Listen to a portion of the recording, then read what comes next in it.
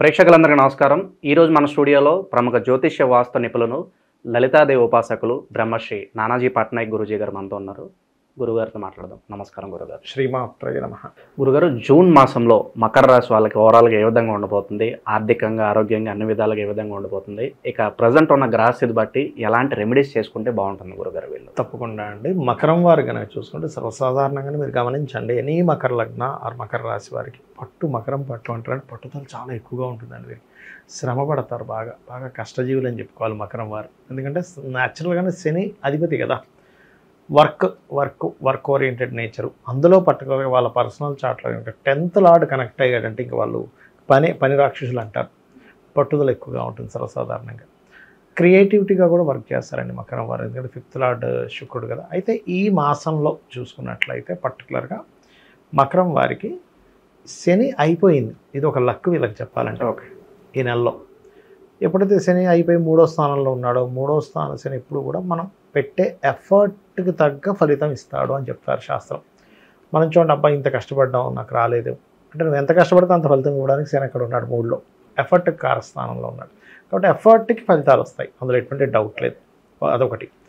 ఇక వీళ్ళకి ఫైనాన్షియల్గా కనుక చూసుకున్నట్లయితే వీళ్ళు ఏదైనా ఒక ల్యాండ్ మీద మనీ పెట్టేటప్పుడు, ఎవరికైనా ల్యాండ్ రిలేటెడ్గా మనీ ఇచ్చే విషయంలో, కొంతమంది చూడండి, మనం ఏదో డబ్బులు ఇస్తాం, అడ్వాన్స్ ఇస్తాం, తీరా వస్తే రిజిస్ట్రేషన్ చేయడం తిప్పుతూ ఉంటాడు. ఏమైందంటే ఆ పేపర్స్ లేవంటాడు, ఇంకోటి ఏదో అయిపోయింది అంటాడు. ఆ తర్వాత చెప్తాడు విషయం. దొంగ డాక్యుమెంట్లతో మోసం చేసే వాళ్ళు ఉంటారు. కాబట్టి నేను చెప్పేది ఒకటే, మీరు మీ యొక్క చతుర్థాధిపతి నీచ స్థానంలో ఉన్నాడు. ప్రజెంట్ 6వ తేదీ నుంచి కేతుతో కలుస్తున్నాడు. సో కేర్ఫుల్గా మీ తాతగారు ఆస్తికి సంబంధించిన విషయంలో కానీ, మీరు ఏదైనా ప్రాపర్టీ కొనుగోలు చేసే అంశంలో కానీ చాలా జాగ్రత్తగా కీన్గా 1-2 సార్లు ఒక పెద్ద మనిషిని మధ్యలో పెట్టుకొని చేసుకోవడం మంచిది, డీల్స్ ఏవైనా కానీ. ఇక ఆరోగ్య పరిస్థితి ఎలా ఉండబోతుంది గురుగారు? ఆరోగ్యం కనుక చూసుకుంటారంటే ఇక్కడ ఫ్యాట్ రిలేటెడ్ ఐటమ్స్ ఎక్కువగా తినకూడదు, కొలెస్ట్రాల్. ఎందుకంటే గురువు 6లో ఉన్నాడు. ఎప్పుడు కూడా గురువు దేనికి కారకుడు అంటే సెల్ లెవెల్కి ఫ్యాట్ రిలేటెడ్ వాటికి శని గురువులు కారకులు అవుతారు. అంటే గురువు సింగిల్గా ఉండడం వేరు, శని యొక్క ఎనర్జీస్తో గురువు 6వ స్థానంలో ఉన్నాడు, 6th హౌస్లో ఉన్నాడు. అంటే హెల్త్ రిలేటెడ్ రోగ శత్రుస్థానంలో ఉన్నాడు. దీనివల్ల ఏమిటి, ఇది కోర్టు కేసు అవుతుందేమో అనవసరంగా అనుకునే జోలికి వెళ్ళకపోవడం మంచిది ఒకటి. రెండవది ఏమిటి, అనవసరంగా ఫ్యాట్ ఐటమ్స్ ఎక్కువ తినేస్తున్నాం, ఆయిల్ ఫుడ్ ఎక్కువ తినేస్తున్నాం, ఆల్రెడీ కొలెస్ట్రాల్ ఎక్కువ ఉంది అన్నప్పుడు మనం నెగ్లిజెన్సీ చేస్తాం. దీన్ని ఫస్ట్ అవాయిడ్ చేయాలి. మీకు హెల్త్ బాగుండాలి అంటే సింపుల్ ఏం లేదు, ఫస్ట్ ఫుడ్తో పాటు కొంచెం కాయగూరలు లాంటివి తీసుకున్నామా ఫైన్. ఓకే. శత్రు సంబంధించిన విషయాలు ఇందాక నేను చెప్పినట్టు కోర్టు వరకు వెళ్తుంది అనుకునేదాన్ని వీలైనంత మట్టుకు మాట్లాడుకొని సెట్ చేసుకోవడం మంచిది. ఓకే, ఇది మెయిన్గా చూసుకోవాలి. ఇక వీళ్ళకి గురుగారు కొత్త పరిచయాలు ఏమైనా అయ్యే అవకాశం కనిపిస్తుంది? ఎందుకంటే మన జీవితంలో సడన్గా ఎవరో ఒకరు వస్తారు, వాళ్ళ వల్ల విపరీతంగా బాగుపడతాం, లేదంటే కింద పడిపోతాం. అలాంటి సిచ్యువేషన్స్ ఏమైనా కనిపిస్తున్నాయి గురుగారు? కొత్త పరిచయాల కంటే నేను ఒక విషయం చెప్తానండి, బాగా ఓల్డ్ పర్సన్స్ ఫ్రెండ్స్ అవుతారు ఈ మంత్లో వీళ్ళకి, పాత వాళ్ళు. సో రీయూనియన్ లాంటిది అనుకోవచ్చు మళ్ళీ వీళ్ళ ఫ్రెండ్స్. ఎగ్జాక్ట్లీ. అంటే ఎప్పుడో 10th క్లాస్లో మనం చదువుకున్నాము, ఇప్పుడు అందరికీ 50 ఏళ్ళు వచ్చాయి, మళ్ళీ కలిసేమో లాంటివి. పాత పరిచయాలు ఏర్పడ్డము, పాత పరిచయాలే మళ్ళీ కొత్తగా పరిచయం ఏర్పడ్డము. ఓకే, వాళ్ళందరూ కలిసి ఏదైనా గ్రూప్గా కలిసి చేయాలనుకోవడము, ఇటువంటివన్నీ కూడా ఉంటాయి. అందులో మళ్ళీ అప్పుడెప్పుడో నేను ఇష్టపడ్డాను పలానా వ్యక్తిని, అమ్మాయినో అబ్బాయినో, మళ్ళీ నాకు ఇప్పుడు పరిచయం వేరని ఒక ఆనందంలో ఉండడం. ఇవి ఎందుకంటే లగ్నాధిపతి శుక్రుడు 2 పక్క రాశుల్లో ఉన్నారు. ఉండి శుక్రుడు ఈ శనెల్లి లగ్నాధిపతి వెళ్ళి శుక్ర రాశిని చూస్తున్నాడు, క్యాప్చరింగ్ 5th హౌస్ని. అందుకని ఏంటి, ఒక పరిచయం ద్వారా మళ్ళీ పాత పరిచయాల ద్వారా ఏదో పాత ప్రేమ చిగురించడం లాంటి కూడా జరుగుతాయి వీళ్ళకి. గురుగారు, ప్రజెంట్ ఇప్పుడు మనం చూస్తున్నాం పరస్త్రీ వ్యామోహం కావచ్చు, పరపురుషుడు వ్యామోహం కావచ్చు, ఇవన్నీ ఎక్కువైపోయి వాళ్ళ వైవాహిక జీవితంలో చాలా ఇబ్బందులు ఫేస్ చేస్తున్నారు. ఇలాంటి సిచ్యువేషన్స్ ఏమైనా కనిపిస్తున్నాయి గురుగారు వీళ్ళకి ఏమన్నా? అంటే ఒకటండి, ఎప్పుడు కూడా పరస్త్రీ వ్యామోహము పరపురుష వ్యామోహం ఎప్పుడు జరుగుతుంది, ఎవరికి జరుగుతుంది అంటే వీనస్ పాడవుతాడు వాళ్ళకి. అంటే నువ్వు ప్రేమని నువ్వు కరెక్ట్ ఛానలైజ్గా కాకుండా ఇష్టం వచ్చినట్టుగా నీ ప్రేమని కొంత ఆకర్షితుడి వైపు వెళ్ళిపోతున్నావు. అది జెన్యూనా కాదా, నేను జస్ట్ అట్రాక్ట్ అవుతున్నాను, అట్రాక్షన్ ప్రేమ అనుకుంటున్నాను, లేకపోతే నీలో ఉండే ఒక కోరికని ప్రేమ అనుకుంటున్నాను అనేది, ఇది పాడైపోతుంది వీనస్ పాడైతే. అలాగే 12th హౌస్ పాడైతే అక్కడ ప్రేమ దోమ ఏముండవు, జస్ట్ వెళ్ళాలి, ఎంజాయ్ చేయాలి, వచ్చేసేయాలన్నట్టుగా ఉంటుంది. అయితే ఎవరి జన్మ జాతకంలో అయినా, ఇప్పుడు మకర రాశి గురించి మాట్లాడలే, ఎవరి పర్సనల్ చార్ట్లో అయినా వీనస్ పాడై 12th హౌస్ అంటే సయాసౌఖ్య కారకుడు కనుక పాడయ్యాడు అంటే కనుక ఖచ్చితంగా వీళ్ళకి అలాంటివి అవుతూ ఉంటాయి. అయితే ఇప్పుడున్న పరిస్థితుల్లో వీళ్ళకి ఏమైనా అలాంటిది ఉంటుందంటే ఉండదని చెప్పాలి. ఎందుకంటే ఎప్పుడు కూడా వీనస్ అండ్ మార్స్ కంజంక్షన్స్ ఉంటే అవుతాయండి. కానీ ఇక్కడ కేతు వచ్చేసాడు. ఇంకా చెప్పాలంటే ఇది కొంత బాధాకరం. పాపం ఎఫ్ఐఆర్స్ ఉన్న వాళ్ళకి కట్ కూడా అవుతారు ఈ టైంలో. ఎఫ్ఐఆర్స్ విడిపోయే పరిస్థితులు కనిపిస్తుంది. అంటే ఎఫ్ఐఆర్ కట్ అవుతుంది, భార్యాభర్తల మధ్యన కాదు. ఎఫ్ఐఆర్స్ కొంత డిస్ప్యూట్స్ అవుతూ ఉంటాయి. అంటే మంచి బాగుండే వాళ్ళం ఏంటో చిన్న విషయంలో అలిగి గొడవ అయిపోయింది, చిన్న విషయం పెద్దగా అయిపోయి మేము మాట్లాడుకోవడం మానేసాం, ఇట్లాంటివి జరుగుతాయి. ఇక శుభకార్యాల పరిస్థితి అండి గురువు గారు వీళ్ళకి. శుభకార్యాలంటే ఒకటేనండి, శుభగ్రహాలు కనుక మనకి బాగుంటే శుభకార్యాలు జరుగుతాయి. 4th హౌస్లో శుక్రుడు ఉన్నాడు.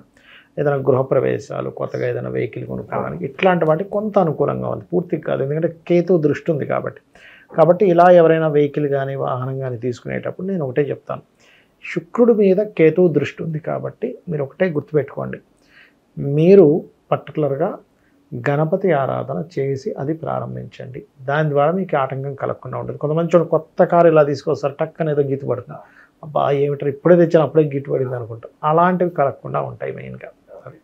అలాగే వ్యాపారస్తులకు, నిరుద్యోగులకు ఎలా ఉండబోతుంది గురుగారు ఈ నెల? వ్యాపారస్తులకు కనుక చూసుకుంటే ఇక్కడ 10th హౌస్ని తీసుకుంటాం. 10th లార్డ్ 10th హౌస్ని చూసుకుంటున్నాడు. అంటే శుక్రుడు వీళ్ళకి దశమాధిపతి. అందుకే మనం మొదట్లో అనుకున్నాం వీళ్ళు మంచి క్రియేటివ్ పర్సన్స్ అని. ఎందుకంటే 5 and 10th లార్డ్ పంచమ దశమాధిపతి శుక్రుడు అంటే వీళ్ళకి ఉభయ కేంద్రాధిపతి, ఉభయ కేంద్ర కోణాధిపతి.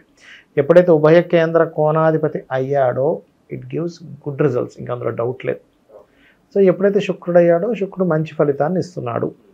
సో వీళ్ళకి క్రియేటివ్ ఫీల్డ్లో ఉండేటువంటి వారికి, కన్స్ట్రక్షన్ ఫీల్డ్లో ఉండేటువంటి వారికి, ఇంజనీరింగ్ చదువుకున్న విద్యార్థులకి ఖచ్చితంగా వీళ్ళకి ఉద్యోగ అవకాశాలు వస్తాయి. అయితే ఇందులో మీరు నవగ్రహాల్లో కేతు కుజ గ్రహాల దగ్గర పెడితే ఉన్న ఆటంకాలు తగ్గుతాయి. అంటే ఏదో జాబ్ వస్తుంది, ఇదిగో ఇస్తా అన్నాడంటే రెజ్యూమ్ పంపించాను, ఇంకేంటి ఓకే అనేసాడు, ఫైనల్ కూడా ఓకే అన్నాడు, ఇంకా రావట్లేదని ఎదురు చూస్తూ ఉంటారు.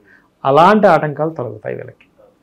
అలాగే ఉద్యోగస్తులు గురుగారు మెయిన్గా ప్రమోషన్లు, ట్రాన్స్ఫర్లు ఎక్స్పెక్ట్ చేస్తూ ఉంటారు. అలాగే వేరే ఉద్యోగం ఈ టైంలో మారడం కరెక్టా కాదా అని చెప్పి చిన్న సందేహాలు ఉంటూ ఉంటారు. వాళ్ళకి ఎలా ఉండబోతుంది?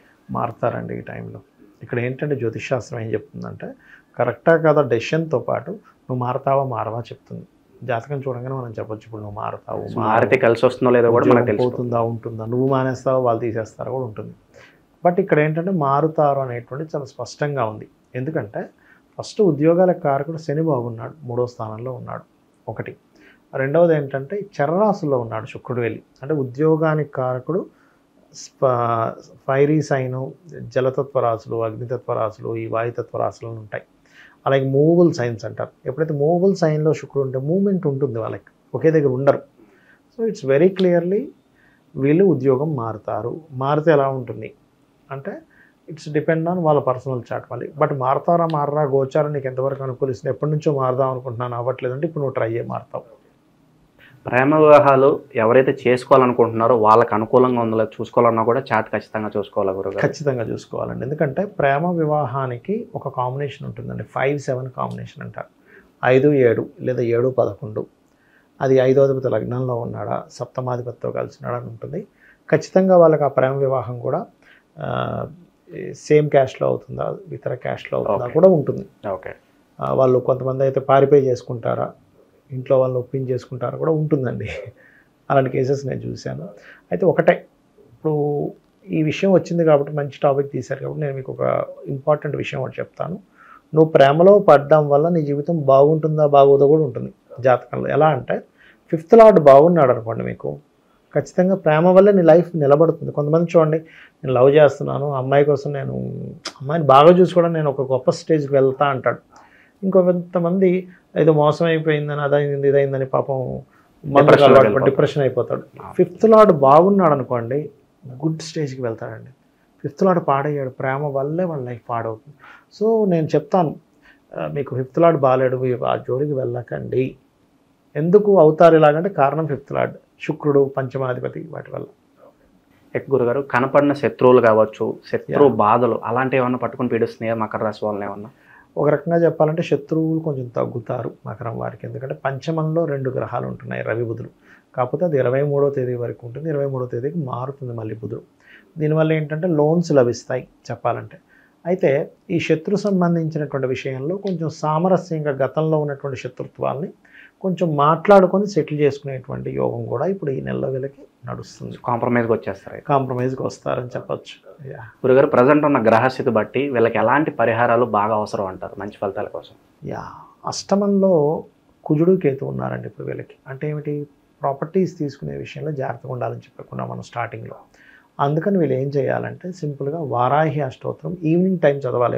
ఎవరిదైనా భూమి కబ్జా అయిపోయింది, లేకపోతే రిజిస్ట్రేషన్ చేస్తానని చేయలేదు, ఎంతో రూపాయి కష్టపడి ఎవరికో ఇస్తే వాడు ఏదో సంథింగ్ వాళ్ళు బ్యాడ్ జరిగింది, వారాహి అష్టోత్తరం నైట్ టైం చేసుకోవడం మంచిది. ఒక దీపం పెట్టుకొని చేయొచ్చు, మీరు పటం పెట్టుకోవాల్సిన అవసరం లేదు. చక్కగా అమ్మ నాకు ఈ కష్టం ఉంది, పర్టికులర్గా ల్యాండ్ లేదా యాన్సిస్టర్స్ ప్రాపర్టీ ఉంది, ఇవ్వట్లేదు, కుటుంబ సభ్యులే ఏదో చెప్పేసి దాటేస్తున్నారు, బాబు నాది నాకు ఇవ్వ, నేను అమ్ముకుంటాను ఏదో చేసుకుంటా అంటే ఇవ్వరు కొంతమంది.